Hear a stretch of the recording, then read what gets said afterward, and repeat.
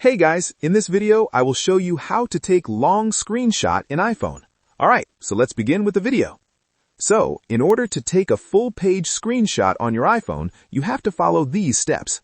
For this example, open any website you want in Safari. It can be Apple's official website or any other page, it really doesn't matter.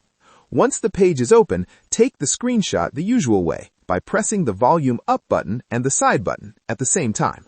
As soon as you do this, the screenshot editor will appear on your screen.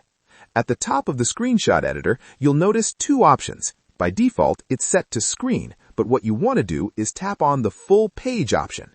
This will instantly capture the entire web page or document from top to bottom in a single long screenshot. On the right side of the screen, you'll be able to scroll through everything that was captured. If you feel like the screenshot is too long or there are parts you don't need, you can use the crop tool to trim it down. Just adjust the crop area until you're happy with the final result, then save it. Your full page screenshot will be saved and ready to share. And that's it. So that is how you can take long screenshot in iPhone. So that's all for this video. Thanks.